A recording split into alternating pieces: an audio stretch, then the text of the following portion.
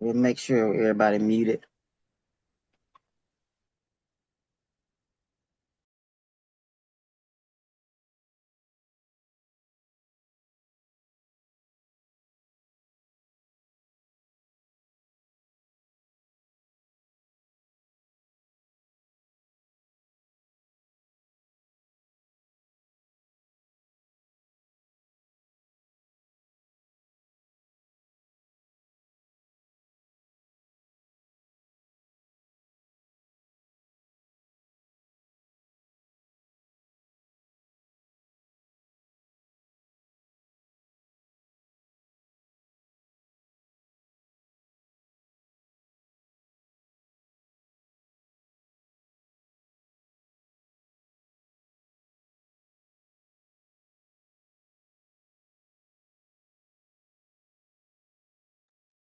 It's definitely thanks Johnny for hopping in on time. We'll give the other folks a couple of more minutes. I know sometimes it take a second to get on Zoom, especially how you getting on. So thank you much for showing up.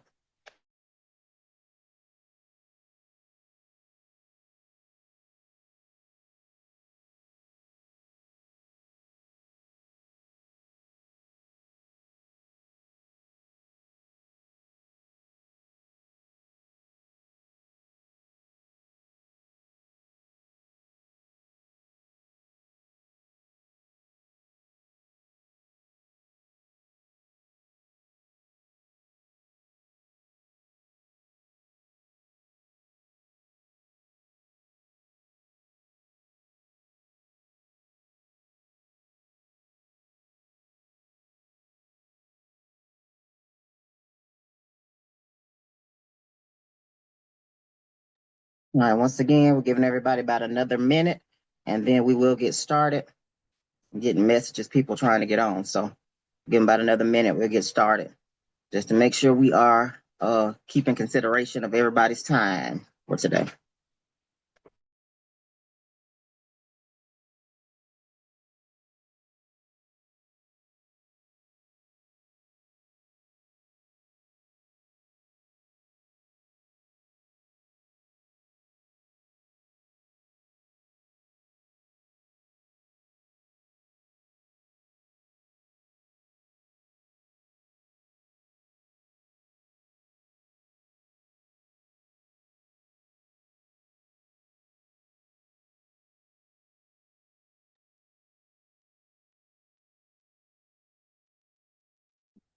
All right, all right. I'm gonna go ahead and get it started. It's 12:05. I'll keep letting people in as they come through. I just want to introduce myself. Starting off, Yvette Avery, running for president on the Empower Slate in Local 728 selection this year. Work at UPS, a UPS driver and a steward. Been there 19 years, and steward 17 of my 19 years between my part time at the airport and now here at the Atlanta hub in the Capitol Center.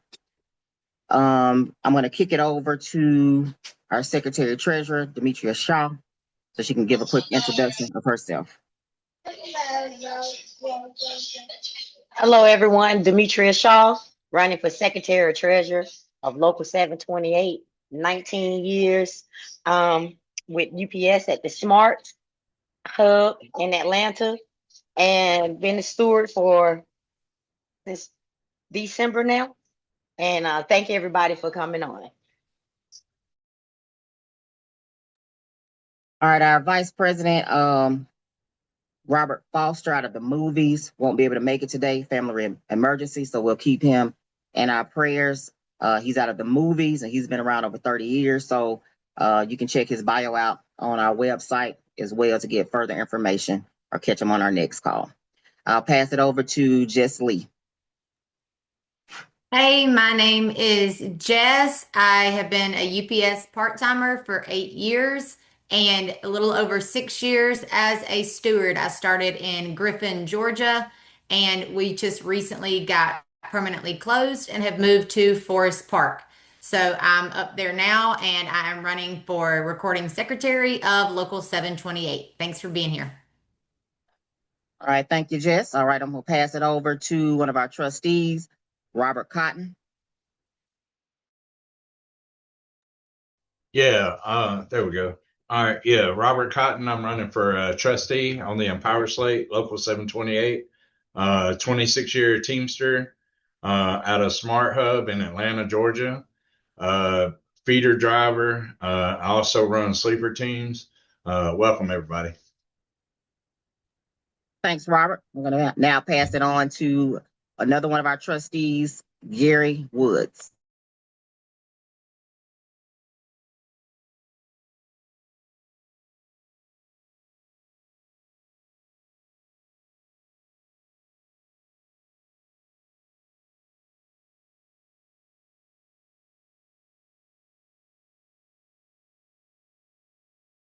Or maybe not. Gary, if you can hear me, go ahead and unmute. Can you hear me? Yes, Oh, we can hear good you. afternoon, Gary Woods. Okay, good afternoon, Gary Woods. I'm a 6-year Teamster. I'm a transportation coordinator in the movie industry. I'm also the vice president of the National Black Caucus of Georgia. All right, I think Gary might be going through a bad spot as he's traveling. I don't know if y'all can hear it all, but he is out of the movies, a transportation coordinator out of the movies. Been around about over 10 years there. I think, but more than that there. And came out of freight as well. And also the vice president of the Teamsters National Black Caucus Georgia chapter. All right, I'm going to pass it on to our next trustee, Jonathan Caldwell. Good afternoon, everybody. Thanks for joining us here. My name is Jonathan Caldwell. I'm running as a trustee up on the Empire Slate Local 728 in Atlanta, Georgia. I've been at UPS for the past 6 years. I am currently a full-time feeder driver. I also run sleeper team as well. Originally started out at the Marvin Miller Hub and eventually found my way at Smart. And once again, thank y'all for joining us. We got a lot of things to cover today. Thanks again, team. I appreciate you all for making it on today and for everybody so far who's joined. We'll be letting folks in as we continue on. Housekeeping in the beginning. What we will do, start off with questions that myself and others on the slate have been receiving since we started this campaign process. Also, if you need to make any comments, we'll be doing questions directly from anybody who's on the call about the last half of the call. We're going to try to keep it to an hour. We're not trying to take too much of your time today. We understand people have stuff to do. It's a good day to be off. I know some people still work on Sundays as well. So we want to be considerate of your time. So if you do have a question that you want to ask, feel free to raise your hand with the little hand raise signal in the Zoom, or you can go in the chat and pose your question. And we'll make sure we're monitoring the chat so we can answer any questions that you may have. Starting out, I know we started our campaign back on June the 22nd. And ever since then, we've been traveling around the state, talking to different members. We are in a local with over 11,000 members. And so it's a lot of ground to travel. We actually have 74 different locations around the state. And I call that 74th the movie division. So it could be several locations at any time 4 or 5 shows, 10 shows, however many shows are going on would extend the amount of locations that Teamsters out of Local 728 are actually working on at any particular time.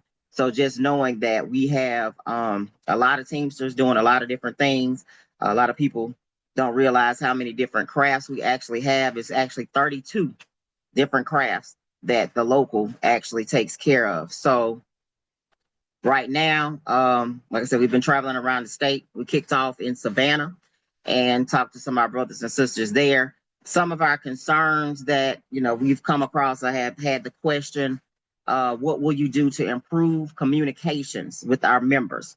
So like I mentioned, we have over 11,000 members, which is a big local. And spanning the whole state, we know we have people as far south as Savannah that are members of Local 728. We just had a meeting, our first meeting back since the summer break, which of course, June, July, August, we don't have union meetings based on our bylaws. And so a lot of our members live so far away, they cannot make it to the union meeting, or it's not feasible for them to try to get to the union hall for those couple of hours, when all we have to do is make it accessible through Zoom. It has been asked for years. Members have asked, can we open it up to Zoom? Can we open it up to Zoom? And that's something simple that can be done. I know we want to try to keep the integrity and keep our information within our union, as far as, if we have anything going on that maybe the outside world may not need to know right at that time.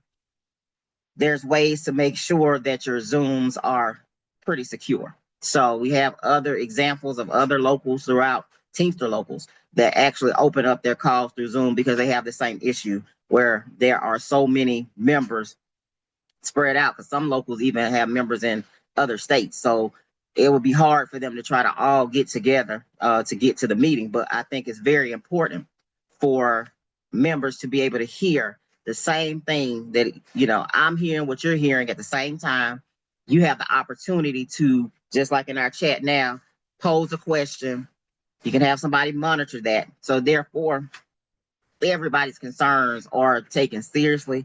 Every Teamster in our local is considered important, no matter if you're in a master agreement like UPS or with ABF, or if you're in a white paper agreement like so many of our other, the Red Crosses, the Republic Waste, Quest, to name a few. We have so many that have white paper agreements. And for people who don't know, that's agreements that the local actually handles. So it's not like a UPS master agreement where everybody over the entire country is covered by that agreement. It's local agreements that people have to negotiate here locally from the locals to make sure they have, great contracts.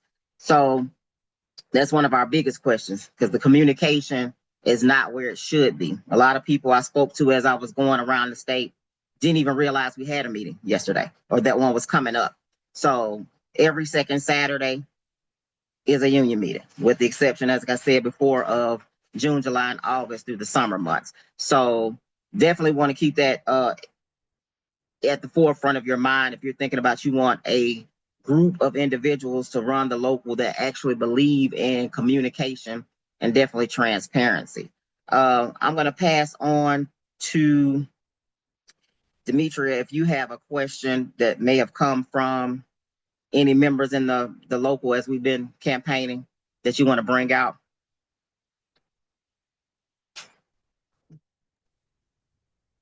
Well, I do.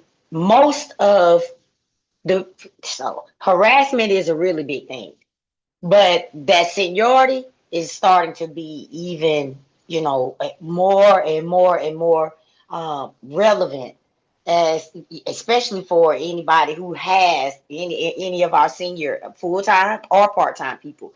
So honoring their seniority has been a very huge thing, very huge. But the smart building has so many crimes being committed on a daily basis. It's not even funny. But seniority, honoring the seniority is a big thing. Harassment payouts is extremely huge, because nobody's getting paid out in such a large facility. I think the smart building is 1.4 million square feet, and they're still adding on to it. And it's such a large building with so many managers that's, harassing people, asking them to get paid 5 times the daily guarantee. They're not getting it. Something is really wrong with that picture. It's very wrong with that picture. I was even told that in the feeder department, which I'm not sure, that's Cotton and that's Cotton's and Jonathan's arena. I was told that none of the management is settling any grievances there. So, but the seniority has been a huge thing. People being getting these illegal jobs that they're not supposed to have, and now that it is hitting the fan, that's going to be a trickle down effect. It's the company is always making a mistake by violating somebody's seniority. It's so simple for them to say, "Hey, it was a clerical error," So that's one of the biggest things. Okay, so you covered a few things. So the seniority violation. So for a majority, and it should be in every contract, that we have seniority language. At any union location, seniority is all you have. So everything is usually based on seniority when it comes to what type of jobs you can get or bid on. So no matter what craft you're in, there should be some sort of seniority based way to get jobs, to move into a different position. Even in the movies, I know they have lists, and their stuff is based on, how much work possibly you've done to move into the next level. We can have one of our movie folks clarify even more when it comes to when I call upon them for their issues. And so, of course, like you said, the seniority, we on the Empower Slate have always been ones that help members write grievances. So no matter what craft you're in, we all have grievance forms, and some people are hesitant to fill out the forms because maybe they're not the best at putting a sentence together. And maybe English wasn't their, best, class growing up. And so to alleviate that, we have been sending out messages to let them, fill it out themselves, but they get used to and comfortable with actually the process of filling out agreements and feeling confident and empowering them, because that's how you empower people, not filling it out for them, providing them with the information, letting them fill it out, check it over, like, yes, you did a great job, that's cool, we're going to get it in, process it, and actually get something done. We have to be the force and empower the members to know that they have that actual power. They are the ones with the, as long as they have that knowledge, no company can stop them. You have the knowledge of your contract and learn how to enforce those grievances. It's something to be applauded. And so we spoke on harassment. If y'all check out our website or any of our social media, we've already created a video to teach people, no matter what craft you're in, how to deal with harassment. Of course, we would start, with a grievance process, but whatever HR level you have, make that complaint. There's 2 opportunities for the company to get it right. If they don't, we can follow through. Labor board charges. That's the National Labor Relations Board. We know some people feel like it's not really things going on at the labor board right now. Up top, if it's a new campaign, yeah, those things are being stalled out. But currently, I have 3 cases, and now just went to court last week with one of my cases against UPS for termination that was illegal. And so they're still doing stuff. We still have, court cases coming up, fighting these companies, and that's what we need to teach our members how to do, because we need to, end that harassment. The harassment got to stop. Nobody should have to go to work and deal with nonsense. We come to work, we want to do our job, get paid, and go home. The work itself, in most cases, is hard enough. So we don't need the additional harassment from these management. So thank you for those insights for us, Sister Shaw. Next, I will pass it on to Jess to see if any questions have come your way directly from members throughout this process. Yeah, we met with some members at ABF, and one of their biggest concerns was stewards and how to have steward elections. They aren't satisfied with the representation that they're getting from their stewards. And that can be really, excuse me, that can be really disheartening, because that's your go-to person that's right there on your shop floor. That's that first line of defense. And if you don't have strong stewards that have your back, know the contract language, and have a strong backbone and are willing to stand up to the company, a lot of people get defeated before they ever really get started. So we want steward elections to be commonplace. Even if you're satisfied with your steward, just reelect your same steward, right? Stewards don't have to see steward elections as a threat. Be reelected, be reaffirmed by your members that yes, they're happy with you, they want to keep you in there. Because if you don't have good representation and you have a steward, what I like to call a company steward, that it seems like they're defending the company more than they are the members, they're siding with the company, they're not settling the grievances as they should by the contract. Those type of stewards need to go. I always tell everybody, if management likes a steward, that's not a good steward. They're not doing their job. Management should not like a steward. You should not be chummy with management and be laughing and joking and having a good time. that's, we can be reasonable. We can have discussion. It doesn't have to be hostile unless they want to make it hostile. But we're not friends. We're never going to be friends. I represent the members. I don't care how bad a member of management tries to set a situation up where the member looks bad, thinking that I'm going to side with them. I'm never going to side with them. I'm always going to be with the members. So we want to set things up where members have a voice and they get to determine their stewards. Um, so that they feel confident with who they've got in their building, in their corner. They can pick up that phone in any situation and get that steward over there, and that will make them feel empowered, feel confident. And even after that steward's walked away, they're gonna feel more confident standing up for themselves, just knowing that if they need to call on that steward, they can. Because I've had so many instances where my members called on me, and then I've also had instances where my members were so empowered that I just stand there and watch and let my members give it to management. And so, like, that's what I want to see. I love to tell people that you don't have to be a steward to act the part. We all have the same rights on the shop floor, and we want everybody to act like a steward. We want everybody to advocate for themselves and their coworkers. So that's what we want to teach people. We don't want to keep the information to ourselves and act like, oh, you need to come to me. No, we want to empower people to stand up and be strong militant leaders in their work area every day. Thank you, Jess. I definitely appreciate that. And that's so true. A lot of people feel like they don't have a voice. I have to let our members know you are the union. It's not about the people you put in the office as being the union. We always like to refer to them, oh, the union's not doing anything. But we have to rephrase that. If it's the union leadership that's not doing anything, place it as the union leadership is not doing what they need to do. But know that we, the rank and file, as the union, have the power to change who our local union leadership is. And that's what we should be trying to do if they're not doing what they're supposed to do. Because just like Jess mentioned, a lot of people may not realize, and we've also done a video and made a post about it as well, that we had our bylaws changed last year when it comes to how we can elect union stewards.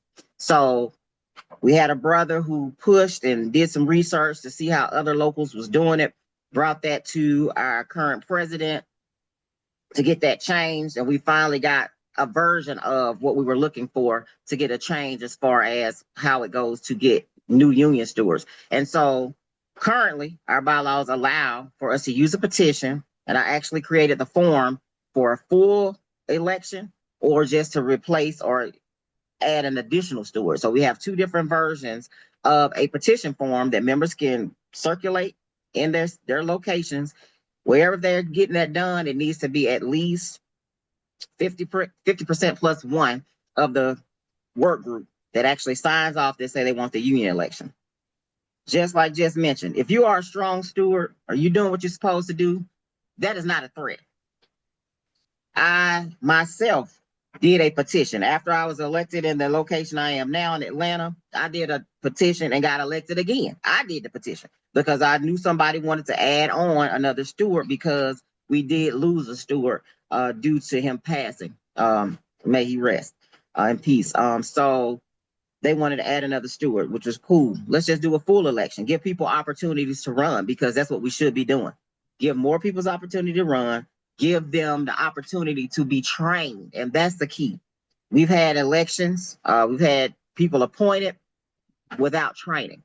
And that's detrimental to our membership. If you have a union steward or anyone who's supposed to be advising you and helping you to represent you and enforce the contract, and they don't know the contract and they don't even know the power that they have as a steward, being that, hey, they are equal to management when they sit down as a steward. So it's not like an employee-employer relationship at that point. You are equal.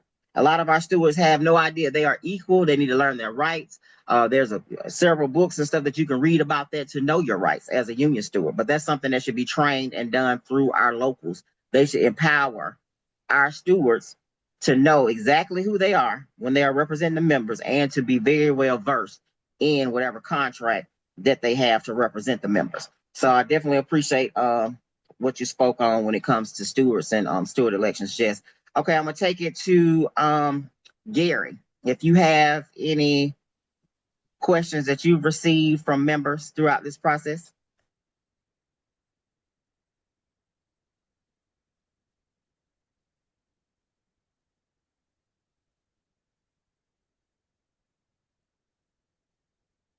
Can you hear me now? Yeah, we can hear you. So go ahead. Oh, so the movie is a whole another animal. It's one of those crafts where we probably got way more interest than any other crafts. So by me being a transportation coordinator, I worked in every position in my craft, every position.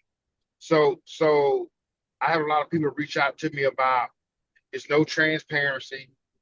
Like when it comes to the captains, they won't show you the list of captains that we have. They'll say something like, "Oh, we don't have a captain list, but I can do a show and request one of my regular captains." Then they're like, "Hold on, you got to pick between these three people," and they put it into a striking system. But then you say, "Well, I just did a show where they try to force one of their captains on me from the union hall, and I'm like, okay, well, send me a resume." And they like, well, you don't give out resume. I said, well, this is an $80 million movie. The producer want the resume. So I'm a person that I push back against them when it comes to like that. And then like when it comes to seniority, the movie, even though we have a list, it's not seniority. You still they got it set up where you still can get anybody you want off any list, which is not good because when I used to be an organizer, the main thing we organize on is seniority because that's the only thing that protects you, not in the movies. What protects you is who you know, which that's something that we got to change because so many people get skipped over because other people know people. And that's not fair. That's not what the union about. And then it's like even though it's slow across the country right now with the movements, a lot of our stuff is self-inflicted. We have uneducated BAs that are bullies that are running production out of town because they don't know how to negotiate and won't negotiate. Because we should be creating jobs instead of pushing them away. So that's just a tidbit of what's going on. Other than we got a BA that makes sure his two brothers stay working. These guys used to not be coordinators until Vinny got in office. When he got in office, now two brothers do the same job that I've been doing for 16 years, and they get the biggest shows. And the mama and the daddy and the brothers and the sisters and the in-laws work on the shows. Yeah, it's like that. And they are bold with it. Like they don't even care. Like what you gonna do to me? That's how they act. And that's not fair. So stuff like that has to change because what Vinny don't understand is when you doing stuff like that, that's how you get your whole local in trouble. That's how you get your local put in trusteeship. But because he uneducated don't know, he don't care. So Wow. Yeah. that's something the issue. Like another issue is, when you're a steward in the craft, your dues are waived. Your union dues are waived, not in the movies. When you're a steward in the movie, you still pay dues. Yeah. Oh, okay. So y'all still do it. So y'all have stewards, captains, and coordinators still. Now Well, the the captain captains are is viewed as a steward. the Kind captain is the steward of the show, but he still is required to pay dues, which is of. crazy. Which is crazy to me. I've Right. never heard of it. Yeah, if But you yeah, do it for one member, you should do it for all members if they're supposed to be on the same correct. level of if that's what you're doing because you recognize the time that's spent as a steward or a captain, helping out the members. Yeah, that definitely should be something. So I'm learning something new every day. And I appreciate you, Gary, for bringing that stuff to our attention. One more Uh, thing though. Go One ahead. more thing. I won't overload y'all because we got so much shit. But I won't overload y'all. But we have a movie committee that is not voted on. It's appointed by Matt and Vinny. So it's always the people that are gonna agree with what their agenda is, which is not fair to the majority of the membership. Correct. That's correct. So we want when it comes to the movies, and this is one of my things as a running for president of the local, that I can't act like, as the coming from UPS, that I know the ins and outs of the movies. I'm willing to learn everything I need to learn, but in my opinion, when it comes to working at a job, working no matter where you work throughout the Teamster land in the state of Georgia, if I haven't actually done the job and I'm trying to go down and sit at the table with management to negotiate a contract, management can try to get over on me because they may say something. I say, well, that sounds about right. But in actuality, it's not. It could be something that, is way off. But if we don't have our rank and file members who are actually doing the job every day involved, or if we don't have our rank and file members consider them when it's time to look at business agent positions, we need people who were not friendly or tight in most of our cases, because like I say, the movies is a totally different thing. You have to have great relationships with those management companies for those, movie producers. You have to have build relationships in order to keep work, which is a different circumstance, because like it was brought to my attention when I was speaking to Gary and some of the movie folks, that if you mess up the relationship with who you need to have the relationship with in the movies, the work can be moved. We don't have that issue for the most part. UPS can't just pack up a whole building and move at a, whim's end. But when it comes to the movies, they can just move. They can go somewhere else. They have plenty of other places to go. They have places that may be cheaper. Or they're willing to even pay more to do something because they don't want to deal with the BS. So we don't want to be, as leadership, a hindrance to our movie members or any members getting work, especially in the movies. We could be the hindrance if we do not approach it the same. And I'm glad I'm getting that information now.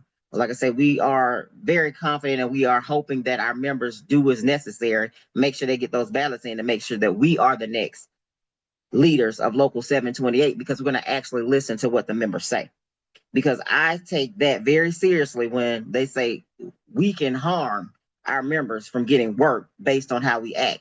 Me coming from UPS, if I come in with the UPS mentality, I will run every show out of here, because our mentality is you're going to do XYZ based on what's here in this contract, and there's nothing you can do about it because you can't just pick up and leave. So the viewpoint has to be different. We have to adapt. As a president, you will have to adapt to the craft that you're dealing with and defer to the people who have the actual expertise in that craft to educate you, and be willing to educate yourself on what's the best avenue and way to treat each location and each craft. If you don't have that thought process to say, hey, that's what I think we should do based on what you're telling me, and then ask for feedback, they're giving it to you. Transparency is so important. Without it, we have nothing, because now I can't trust that you're doing what you need to do to actually support the members if you're not telling me what's going on, throughout these steps. It's nothing wrong with keeping your members informed and making it easy for them to see that they're not being violated. I don't see a problem with that. I want people to recognize that, hey, this administration actually does care. This administration is actually listening and giving us feedback, and actually we getting something back from it. We see a response. We see a change. We actually are witnessing that someone is listening. They understand that somebody's listening. I know we had some stuff going on in the chat. I want to make sure I recognize something that a sister mentioned in the chat, and I appreciate it. Let me get back to it, see if I can pull it back up. That, let's see, bear with me, so our sister Allison, I appreciate your comments about having workshops that can help educate members on language, because sometimes, like some have mentioned before, the language in these contracts can be kind of written, a little vague or obscure, and you're going like, exactly what does this mean? And sometimes even when we have new contracts come out, we get the response that, well, until it's something taking the panel, get a panel decision, we really don't know what that really gonna mean. Well, it should be where, how it's written, it can be easily understood, and that's exactly what we're going to stick to. when it comes to contracts. And like I say, majority of all other crafts, and like I said, the movies have a slightly different situation when it comes to how their contracts are written versus because they have to have contracts for each shows. It's slightly different than us that have the same contract all the time. I'm sure they have minimums and stuff that's required for each show, but as far as we should be able to train our members on language that they need to understand, the very important stuff, like we said, seniority, on how to protect your rights, things that all of our members need to know. It wouldn't hurt. Of course, yeah, we need to have stewards training, just like Jess was mentioning in the comments, but the members should be educated. Don't leave them out. They are the ones, if we have an educated membership, that educated membership can help enforce the contract, which in turn makes it easier for the union steward because you got people who have your back, and it's not like you're trying to carry the whole load and everybody just comes to you always because they don't know anything or haven't been shown. A big thing that I try to do when members have questions, I don't mind answering it, and I'll answer it, but at the same time, I'm going to send you the language. I'll send you a screenshot for you to read the language, getting you more comfortable with what exactly the contract says. I feel like I know we have some in our union, in our local, that have the white paper agreements. I've been talking to them throughout the campaign process, and nobody has a PDF version of their contract. I think it's very, very accessible, or great to be accessible, where you can just search for something right quick and find it. Everybody don't always have a contract book on them, but I have mine saved, in PDF form, so I can quickly save it. And like I said, that's how I send screenshots to members and be like, hey, I remind them, hey, did you download it? Just search for keywords, and then it can pull up that language to help you even further in trying to find what you need quicker. Because sometimes, we may not be available. I try to be available as much as I can, but we do have to sleep sometimes or have other things going on. So we want our members to be empowered enough that they can go find those things and feel confident that, hey, I find it, and they're excited when they can locate something. And I feel like every member should have the opportunity to have a PDF version, because I know it's one somewhere because they had to make the actual book. So in order to make the actual book, you had to have it somewhere that you could print off electronically. So I feel like that's something that we can have for every member, where they can easily access their contract book and they can know exactly what's going on.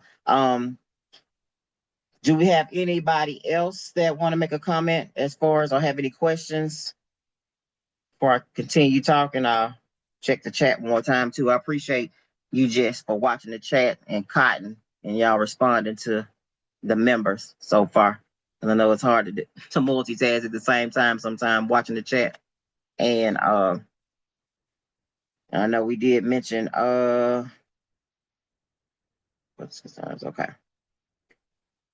For Cotton, yeah, that company will comply thing is crazy. I did mention that I did just have court from my labor board case that I had, one of them, against UPS, and UPS had one of their labor managers on the stand and actually said that when they say company will comply, that doesn't mean that they're admitting that they did anything wrong. They're saying company will comply just to say they will comply with whatever articles was mentioned in the grievance. And so in my situation, where one of the times I was terminated last year, I was wearing a union vest that the local gave all union stewards in the state of Georgia.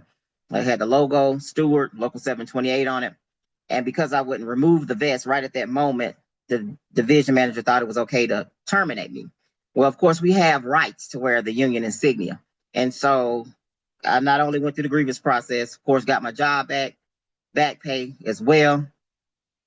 In both instances, when I was terminated last year, back pay. So it's ways to do it if we teach our members how to fight.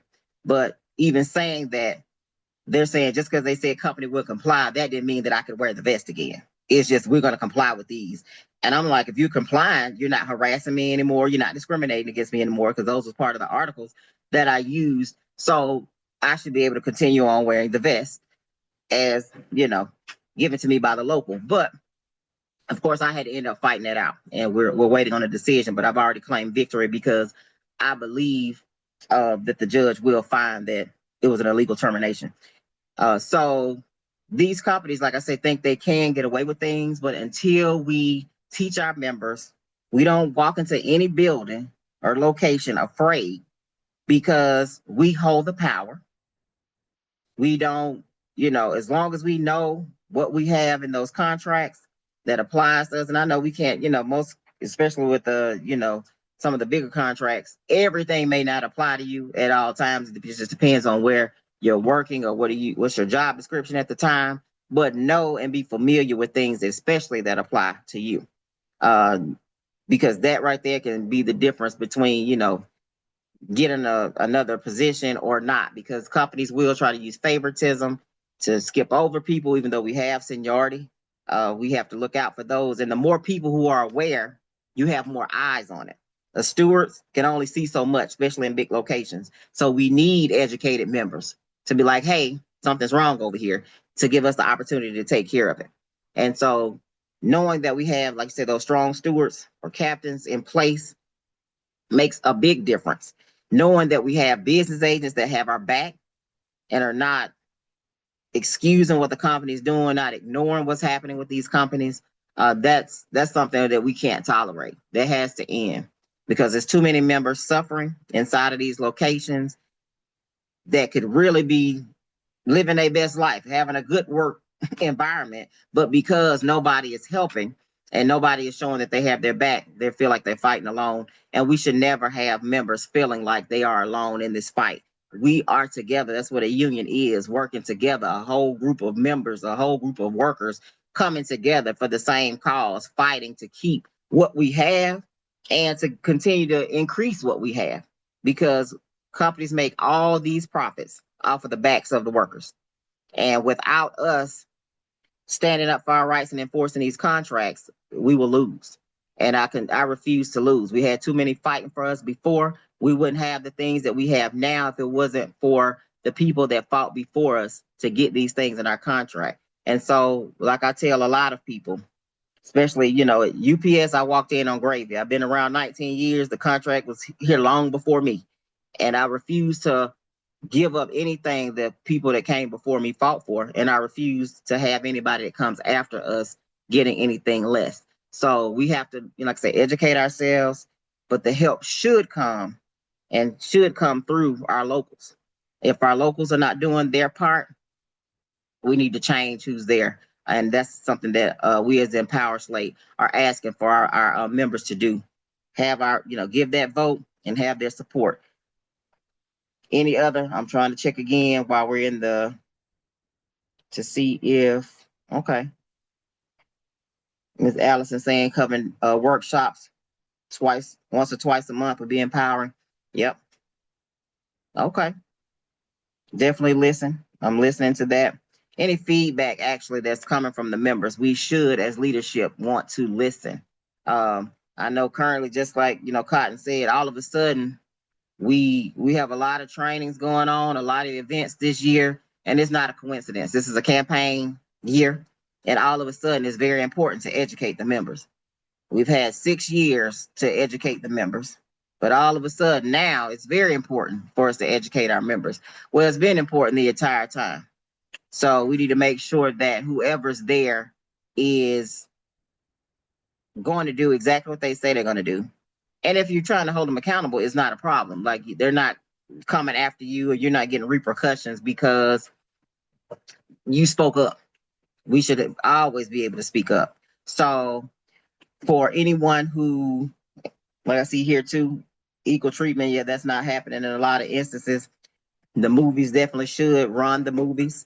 Oh wow, we got a whole bunch of stuff going on. We got BAs dapping up labor managers, which no, in a room full of stewards. Wow. So in your face, showing that, the company is friendly with the local, and that's just not how it should be. We could be cordial, but definitely not, you're not my friend. Like, why? You're mistreating my members every day. And I'm going to come in here and smile in your face and, laugh and joke with you and go play golf and go eat. No, that's not happening. So either you are with the membership or you are against the membership. They don't want to see us coming. This is my, and some people have asked me even on the campaign trail, like, oh, I remember you. I've seen you before. Yeah, this is my third time running. I won't stop running until the local function and looks like it's supposed to for the membership. Until that happens, we're going to be right here. And I believe this is the year that it's going to happen because people now recognize even more. They're seeing how these contracts are not as historic as they were claimed to be and pushed on us to say that they were historic. People are seeing now that they're not getting what their dues are paying for, and they're tired of it. And we're right here and we're tired with you. That's why these group of individuals that I brought along with me have decided that we are going to run. We are going to fight. We're going to keep on fighting until the local is strong, not just in numbers to look like it's strong, because we have educated, empowered members who actually know their rights and know that they have a group that they brought in that's actually going to stand with them when things are not going great. And so we want that type of leadership where when we walk into these locations, the management running and hiding because they don't want to see us. They know we will call them out on their stuff. We have no problem with that. I have no problem with, like I had to do, call the police on my division manager in my building and put a warrant on them. Why not? You're not going to treat our members any kind of way. You're not going to be disrespectful. You can't allow it. You have to teach them how to treat you. And I want no member, not in Local 728, to feel like that going to work is such a stress that they have to lose out sometimes on money because they can't even carry themselves into the job because there's so much harassment going on. We have benefits, and most should be in all of our contracts that we have healthcare benefits. I tell everyone, protect your mental health. Do not allow these jobs to take you somewhere that you shouldn't have to go because we need to provide for our families, and never allow them to take away your present or your future money. For all of us that have pensions in our contract, these jobs do not like the fact that we have money that we're going to get for the rest of our life when we retire. Matter of fact, it's people that I've talked to that work at a company within our union that didn't even realize they had pensions. When I said, hey, they like, how long have you been here? Well, I'm almost at 5 years, or I just made 5 years. I was like, wow, now you're vested in your pension. And this is in reference to UPS. So a lot of people had no idea. They just at work. They don't know what in the world they get. And that's a shame. We should never have people working on our shop floor that don't know the basics of what they have inside of their contracts. Went down to Albany, saw some brothers and sisters down there at the Albany Gateway, which is the airport there, a smaller operation. I came from the Atlanta Gateway originally as a part-timer. We realized back then, some years back, that none of our brothers and sisters in Albany at the Gateway would get a pension because they would never make the required hours because they didn't have a guarantee like everybody else did at the company.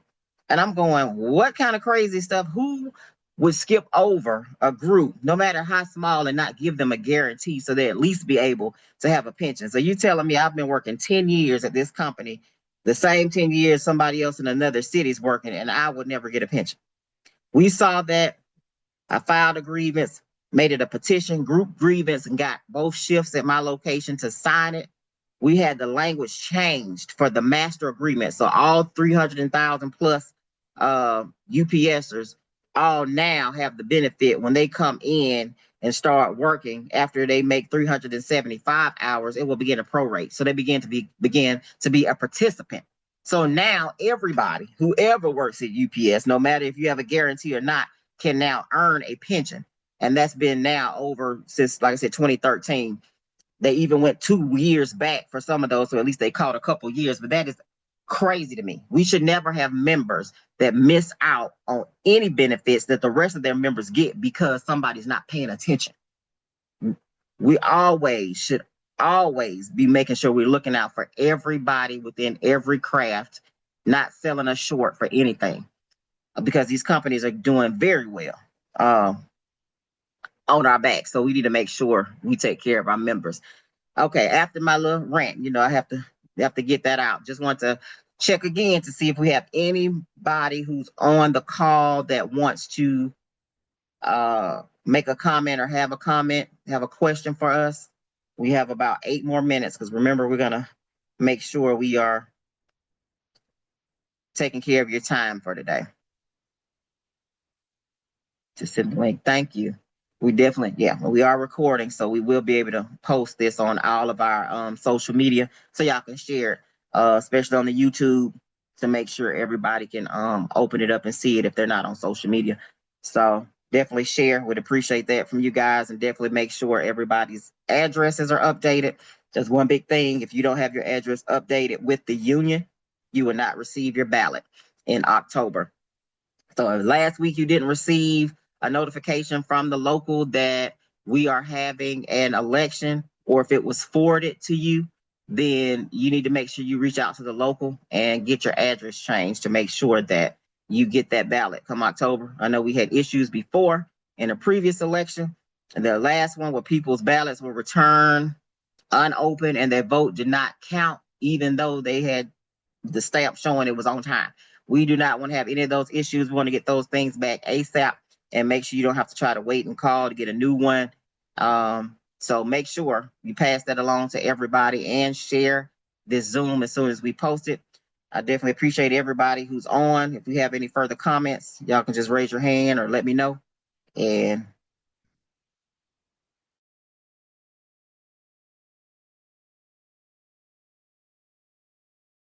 go ahead, Robert. Hey, no, I didn't really have any questions, but I just wanted to address something that we were having problems with. We were having issues over there in feeder department. I'm on a sleeper team, and of course, our sleeper team language is just horrible in this new contract. It's very vague.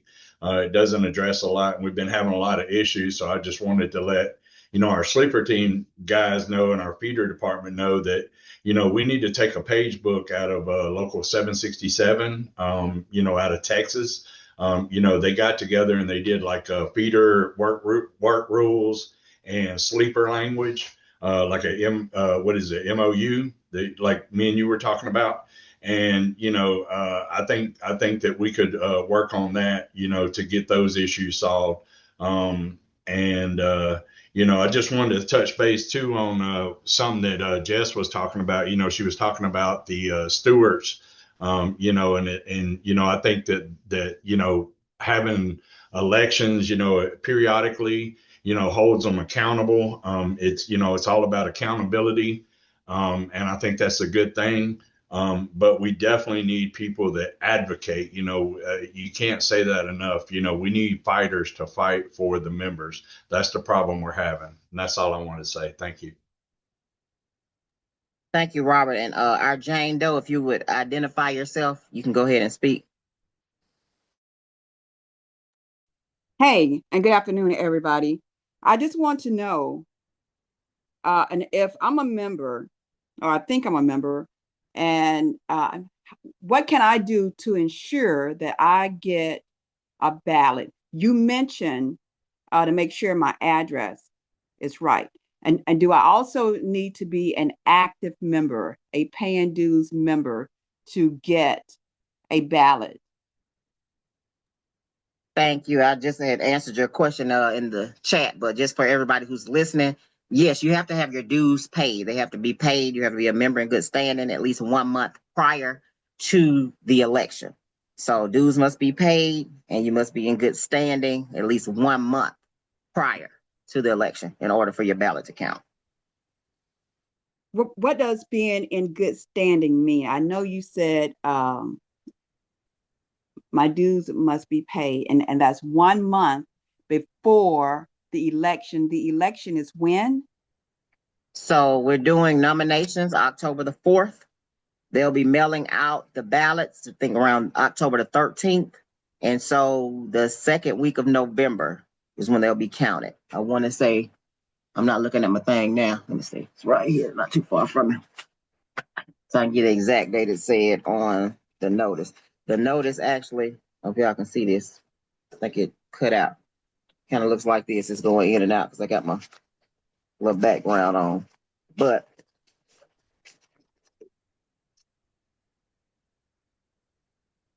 so you have to have your ballots in no later than Friday, November the 21st.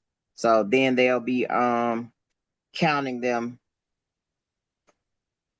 on, I guess, November the, I don't even know what day of the week that is. I got to look and see right quick what day November, just we usually count them the following day. So looking at the calendar, November the 14th is a Friday.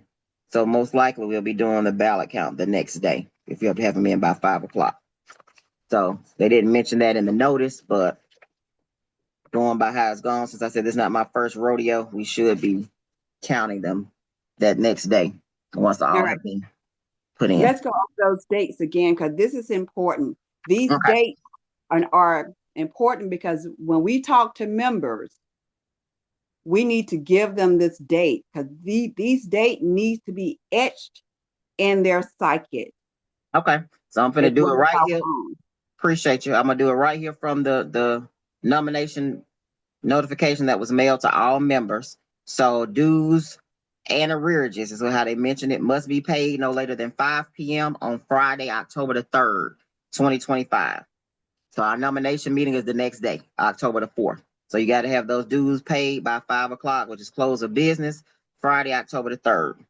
And then for people who wanted to be eligible like us that are actually running, you have to have your dues paid and been continuous good standing for the prior 24 months consecutively prior to September 2025. And that's for the ones who want to actually run for office.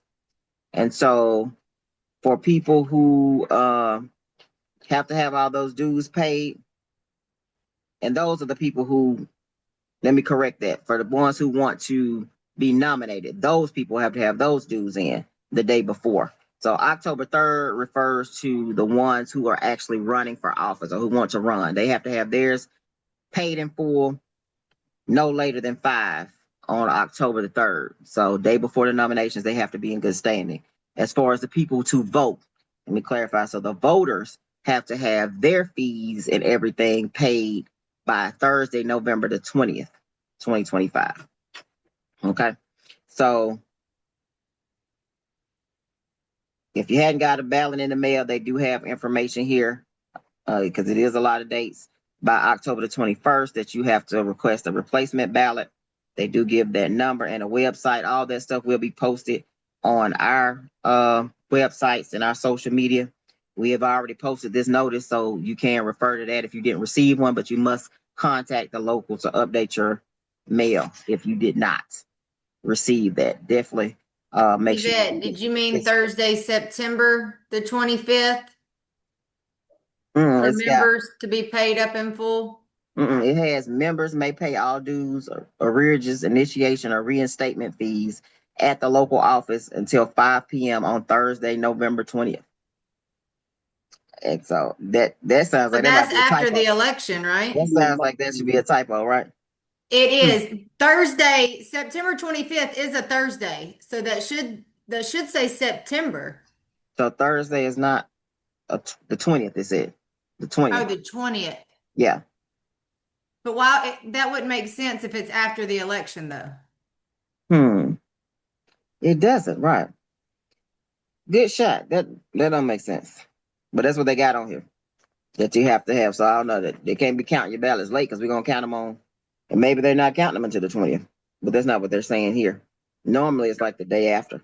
So So we Okay. need Yeah, we need to I'm we gonna need to call the election clarify. supervisor. Yeah, I'll call the election supervisor to see, or send them an email to see what, to Okay. get some clarification and post that on our websites. Like I said, we made it to 1 o'clock. It was actually 1 minute over. So like I said, I don't want to hold anybody because we are trying to make sure that we are being cognizant of your time. So if you have any more questions, comments, you can always reach out to us, all our social media. Check us out on our website. We also have a questionnaire on our website that you can access anything or have any feedback, and we'll get back with you for sure. So I appreciate everything y'all done today. We appreciate the conversation. Thanks to all who actually came in and participated today. And we will be doing this once again. And once again, we do ask for your vote and your support for the Empower Slate. And we will talk to you again. Take care.